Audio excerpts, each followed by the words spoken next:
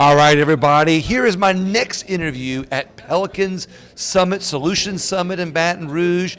I have had this guest on the show before, and you're going to recognize him. It's not Vance Gill, it's Vance Ginn. But it's funny because you got a little tongue twister there. But most people name Vince, but you're Vance. That's right. I make it a little differment. Exactly. You know? And growing up, I would get like Vance Gill because they kind of go together. Exactly. And I would say, well, if I had his royalties, that would be great. Well, maybe you could figure out a connection that maybe you were supposed to be named Vance Gill, right? You know, and you can because you're the economics guy. Yeah. Exactly. Right. So you should so do that.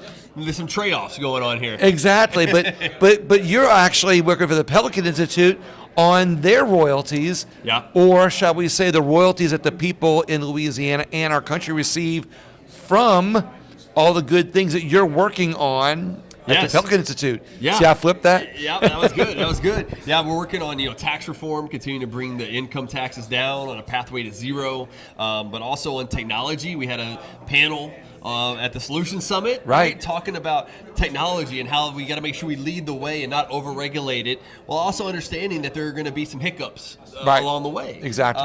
And so those are some big issues, but there's a lot of other stuff too around energy. We got to make sure we have abundance in energy as well, and those things are really on the supply side of the economy. So that way you get more economic growth, more job creation, and deal with the demand issues we have. So are the data centers good? I think they're good overall. Well, what do they do? Like a lot of people, there's probably another little sidetrack. Yeah. A little off the road routine there. But you see what these data centers. People are upset. They don't even know what they do. Yeah. Are they going to control us? Yeah. Are they really good for the state? Are they good for the environment? Yeah. All the energy they're using, all the water they're using. Right. And then they're saying they're going to hire these people, but a lot of people are saying, well, they're not even hiring as many people as what we need for our economy. What's your economic take on this? You bring up all the good points right. that I hear from going across the country and talking to folks, and it's become more and more of an issue because more of these data centers are being built. In fact, just last week, $1.5 billion plant was going to be built in San Marcos, Texas, just north of San Antonio. Right. And a group of environmentalists went in and protested and got the city hall to vote against it, vote it down. So there's real concerns that are out there, but I think it's also kind of blown out of proportion. Because when you think about the data centers and what they're doing, what it is where do you think everything is coming from your phone and all this other AI, GPS using chat, that you're using, ChatGPT, Claude, whatever it is. There's got to be some sort of power that's connecting all of that together, along with your broadband that you're using. And we've been going around and putting more of those out as well. Right, in rural areas. exactly. That has to come from somewhere, and it comes from those data centers. It's kind of it's kind of the brain of your computer. It's where everything is coming together from across the country. Right. And so we need more and more of them as we're using more and more AI. Because, while there's fear about the electricity, and that's something, too, that I think a lot of these data centers are actually making. And who's going to pay for it? Yeah. They're making their own energy. They're using small modular reactors. They're building little natural gas plants in order to have electricity for them. So they didn't have to connect to the grid itself. So then how is that? Why should people be worried about their increased rates? Because all I hear about is how they're increasing utility rates. Well, but if you're saying they're producing their own energy, then how is that happening? And this is more and more of the direction we're going. Some of those have been on the grid. But even then, if you use more of the grid, you pay for it through higher prices to your utility company, right? The businesses do. Okay. So some are saying, well, it's passing along to others around, but in the market, supply and demand, they pay for their own price. Right, exactly. And what we've seen over time, electricity prices but they pass it on to the consumer. It's not necessarily on the data centers, though. It's a general level of inflation that's happened under the Biden inflation for 4 years. Okay, all right, there we go. And you see all this other stuff. So really, it's a problem of energy scarcity, a scarcity mindset versus a growth mindset, where we need more energy. So you're saying this adjustment in cost that the American public is going through is more about scarcity than it is inflation. Correct. Well, yes, and no. But I knew you'd explain that to us. All right, this is great. Yeah. Because inflationary pressures do push up pressures because costs of providing electricity have been going up. Okay. And so those electricity companies have been increasing as well. There's also like monopoly power that's associated with what's the main company here? Energy. Energy? Energy. Yeah, Energy. Energy. That's the name I was trying to say. But energy, and so that leads to monopoly power. Right. That needs to be dealt with. It's not necessarily the data center's faults, right? Because when you have more electricity, we don't have a new building being built and say they need to have their own electricity. We don't want them on their grid. So I don't know why exactly it's come up this way, but I think it's because of these fear tactics saying, look, these data centers are going to use all of our electricity or all of our water, and it's going to have to pass on, but they're paying for that based on the electricity prices that they pay every month. So there's a fear of all the energy, like you just now attacked, but there's a fear of people going, well, these data centers are going to control us. They're going to put us into a system of we're just part of a system. We're not human individuals anymore. We're being controlled by these data centers. Now they're opening up more and more of them. What? What's going to happen Yeah, next? what's going to happen next on that? Yeah, and I think this also goes back to, what do we all use? We're using our cell phones, we're using our computers, we're using all this AI. That has to come from somewhere, and it's coming from those data centers. So if we don't build more data centers, it's going to limit our capacity to have more progress in that space. Which comes to my next point, is it hurts our chances to compete in the tech race with places like China. Because China is continuing to grow. They've got 1.4 billion people. Right. And even though they're poorer on average than we are by a long shot, they are able to build more because they have so many people. And so I'm worried that if we overregulate and we don't worry about the benefits that we're getting from data centers and everything else, that we're going to stifle ourselves from being as prosperous and as being as competitive with other countries who don't like us very much. So what I'm hearing from you and what I'm going to ask you, also more to get more details on, you're saying that, we need to own it. Yeah. Basically, we need to embrace the technology. We need to embrace the data centers, but we need to find a way to bind them, if you will, from future control, or we need to learn how to put systems in place that we control them instead of them controlling us. And also, when it comes to our energy and our environment, we need to find ways that we have to say we're in control, we're still in control of this, and we're going to put these tethers on you, if you will. Yeah, no, I think a lot of truth to that, as you said, as well put. I think that's the main thing, and to make sure that we don't stifle what that growth could happen. Okay. Because we don't know what exactly is going to be in the future. There's always, as Thomas Sowell said, there are no solutions, only trade-offs. So we know that there are going to be trade-offs. When we move into this space, if we don't build more data centers, we're going to have a trade-off of less AI, less technology. America won't be as technology-driven. Yes. Other countries will basically, I guess, if we try to tether them too much, then we become, not on the information superhighway, but end up on the information dirt road, or maybe the gravel road if we're lucky.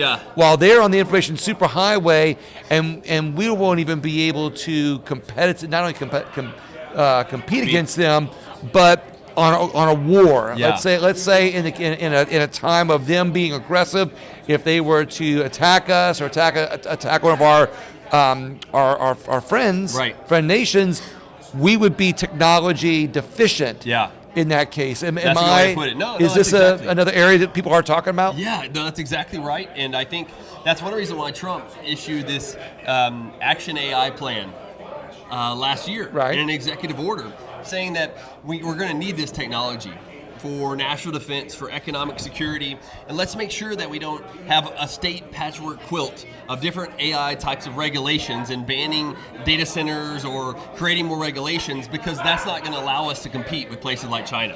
And I think there's a lot of truth to that. Okay. When you look at it and you think what's there. But I think it goes back to your original point, though, William, is about this idea of what are data centers. And really it's just a large building with servers that are in there. So you do get a lot of construction jobs up front that are created. And some will ask, well, yeah, but it only has not very many, maybe 100 employees that'll be at the data center after that are long term. Right. But you get a lot of other businesses that have come up around it. You get service stations. You get strip malls. You get other things that will happen over time because you have people driving there already. And so it creates a multiplier effect, not a government spending funds type of multiplier effect, but actual real growth of more economic growth in that and prosperity in that region as well. This is really interesting. We're going to talk about, we're going to bring up tariffs in a second, so I'm getting you and the audience ready on this, but I kind of want to wrap up the data centers on this note. Yeah. There's a lot, we have a war in Iran going on right now, and then we, just within the last 60 days, Trump went in and took out Maduro in Venezuela. Yep. A lot of people are criticizing Trump for both actions. Sure. And so where I'm going with this is now we're finding out that Russia and China relied on the oil from Venezuela and even Iran. So we're so now if you're talking about Trump's also trying to push up data centers, which some people are criticizing him for because they're like, they're going to criticize anything that he does basically in general, but they're saying, oh, he's trying to push these data centers up because they're going to control us through the data centers. Do you kind of see maybe a picture where we're being lifted in technology? Yeah. We're also being lifted in energy. Yeah. Because now we're energy independent. We're going to be technology independent, or we're going to be more advanced, or superior in technology. Yeah. And then our two major foes on the world stage, China and Russia, now they're not getting the energy they need. Right. And they're not going to be able to produce the amount of technology that they need from that. Do you see that as something coming together? I mean, I'm kind of, I don't want to say I'm putting words in your mouth, but I want to kind of see if you have something to say about that. I think that's exactly what I'm thinking, right? Is that it's allowing, for one thing, that's building America. So it's a make America first again, right? There you go. Great again. Exactly. And that's what's happening there because you're building the data centers here, which are great. But it allows us to be, to your point, independent and make sure that we aren't dependent on others, especially in times of war. And with this whole Middle East situation, there's always something going on over there. Right, exactly. Geopolitics and everything else. This helps us to stay out of that a little bit more. Yes. Oil prices went up, but not as big as what they used to whenever there were things going on in the Middle East because we're building a lot more here. And doing a lot more here, and it's going up a little bit. Yeah. But we got to wonder if we start doing more drilling here, more oil exploration here, if we can bring that back down as a result. Exactly. Because not that I would, I'm sure that Trump has done everything he can to unleash. The oil industry like it used to be.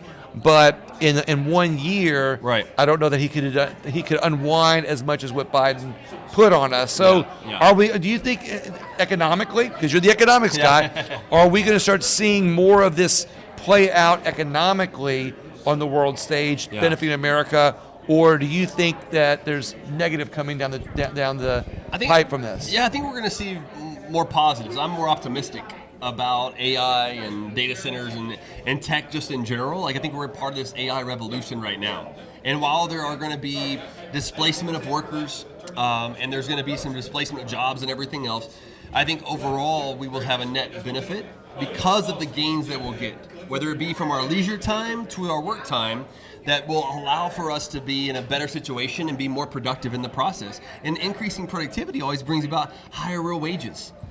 And lower poverty. See, you're already. This is a good thing about having you on my show regularly, Vance, because we think alike. And I was going to ask you that. I'm like, well, what about the displacement of workers? That they're saying AI is going to put a lot of people out of business or out of a job because they are, the AI is going to be able to do what they were doing. And are we going to be able to see a shift where where those people that were once doing something that AI can take over, where they're going to be able to do something else, or are we just seeing an economy where nobody works and we're all supported by the government? And some people have argued that we need a UBI, a universal basic income of, let's say, $10,000 where everybody gets, because they're fearful that we're going to lose all these jobs and they're not going to come back. But at least throughout recorded history, when we have these big technological advancements like the Industrial Revolution, back in 1800, I think it was 90% of workers worked on farms, like agriculture, 90%. Then by 1900, that already went down to 40%, and today it's about 5% in the United States. It's a huge shift, but it happens over time. And I wouldn't say we're worse off for that. There are fewer farmers, so maybe they feel like they're worse off. But since then, they've also had machinery that takes the place of a lot of things that the farmers are doing. So naturally, be less farmers. There's more automation. So it could be a tool. I think it's going to be a complement versus a substitute in many situations. But there'll be an adjustment period. There will be. Okay. Well, I think we need to be honest about that too. Too often, I think as economists, free market folks like myself, we won't do a good job of saying there are going to be some hurts. Just like some things like minimum wages, some of them are going to benefit who keep their jobs. Right. But look at all the people who lose their jobs because the minimum wage is always zero. Exactly. Well, that's right. For AI, it's always zero. You have to pay them anything. Yeah. But what's interesting is, will AI put out of work all the economists in the world? It could be. Maybe that's a good thing. Are you worried about this? No, I'm not worried about it. You know, because if AI takes over, AI figures out the economy out. Right. You know, AI says, "Oh, we don't need you, Vance. You go away." Well, then I can always have somebody to debate with, because then more than likely it'll probably be more of a Keynesian AI than a sound economic free market. I learned about this on that that Business 101 school. Yeah. So let's talk about this. Okay. How will tariffs affect AI, or how will AI affect tariffs? Are they good or bad? Yeah. From the Economist here. Yeah. Tariffs are bad in my view. I don't like tariffs because they're a tax on Americans, what we're importing from other countries. And a recent report showed that about 90% of all that is passed on to consumers and businesses. You know, half of our imports are intermediate goods. They're not final goods. So that means a lot of businesses pay the import taxes, and then they pass it along to us in the form of higher prices. Right. So we didn't see the general of inflation go up from tariffs, which I never said that they would. Some economists did, though, because inflation is different than changes in the general level of prices, which is what inflation is, versus relative prices. Tariffs will hit one thing, imported goods, differently than domestic-made goods. And so you shift. You have one budget constraint. You have $100. You raise the price of one thing, you shift to buy the other thing, but it just changes relative prices, not changes in the inflation, the overall prices. It also changes up the workforce, though. So it distorts the economy versus voluntary exchanges that otherwise would happen without those tariffs. And so the way that it influences data centers and things of that nature are going to be more of the products. Like if we don't have a lot of the rare earth materials that we import from other places for, you know, your cell phones and everything else, those could go up in price. Relative to other things, and so that could be a way that it would influence or distort the data mining and other technologies. So this is interesting. You're talking about when you talk about being against tariffs. Yeah. You're not just against tariffs because of the price increases or how it affects inflation on one side or the other for immediate goods or intermediate goods. Yeah. You're also against them because of the disruption in the market. Right. Is that correct? Yeah. Are you familiar with like the Austrian School of Economics? Oh, yes, I am. I thought you were. Yeah. Oh, yes, I am. You know how they talk a lot about interest rates. Yes. Are the distortion, and if the government comes in, that's why they want to end the Fed. I want to end the Fed too. Exactly. But that's the way that distorts it by those interest rates. Well, a similar thing happens with the orders of production from tariffs. Because tariffs are directly affecting those supply chains and orders of production. And when you start to distort that, it creates more transaction costs in the economy and slows our economy down and creates more poverty in the process. And also, it like I said, it interrupts the business cycle, the normal business cycle. When you let the free markets roll, you let the free markets dictate, you know, what products are worth, who's buying what, where they're using their money, where they choose to use their money opposed to where they have to spend their money. When you let the free markets roll, it's a natural process where everybody can prosper, everybody has a chance of surviving. Yeah, it's a win-win. Because people in voluntary markets and free markets, they don't exchange unless they're both benefiting from that exchange. So, like, if you and I didn't want to talk to each other right now, we would choose not to. Right. We weigh our marginal costs. As a matter of fact, I'll see you. I know. But we weigh our marginal costs and marginal benefits of what else could I be doing right now, opportunity costs and everything else, and we're like, well, let's exchange. I got a bigger interview over here. I'll see you later. Right. Okay. That could work. There you go. But I have this tie on right now. This is Adam Smith's tie. I like that. Yeah. Adam Smith and Milton Friedman used to wear these wherever he spoke, and so I've been wearing them as well. I like that. I'm going to have to find me one of those. I like that. Yellow and blue, like the Pelican Institutes. I love that. But Adam Smith talked a lot about this way back in 1776 when he published The Wealth of Nations, which of course is our I listened to that book. Okay, you probably should listen to it because it's way too long. Did. I know, that's what I'm saying. Like, I listened to it. Thing. I listened to it. It's too big I put in an audio book and I listened to the whole thing, and you're right. Sometimes your eyes roll in the back of your head, but when you really get into it, which I'm listening to it a second time, you learn like back then they didn't have all of the technology inserted into our economic system like they have now. Right. Back then, it was more of a free market system. Yeah. So yeah, you're getting yeah. to say on that. Exactly right. And so he talked a lot about trade and talked about how people will only trade if they're both going to benefit from that trade. Like what was he say? Like the butcher doesn't really care much about you. He just wants to sell his meat. Right. And you don't really care about what that butcher is doing in his personal life. You just want to buy his meat as well. Right. So what's kind of cool about markets and free markets is it doesn't matter your religion, your background, your race, or anything else. You just want to exchange in order to improve your life. Exactly. And you brought up another good point though about force. The government has to force you to do something, and that's whenever you know it's usually wrong. And it's not only the tariffs that force you. Yeah. It's also the policies that come out of that, because Yeah.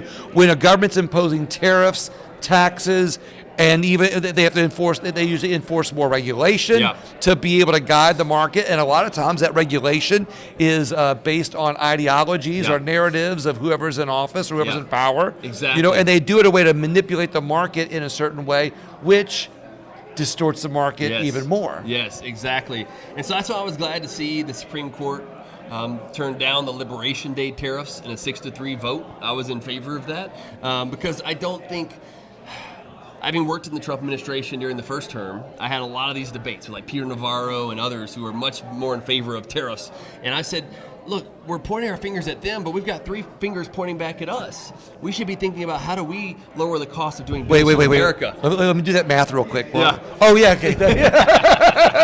That'll be on the test afterwards. Yeah.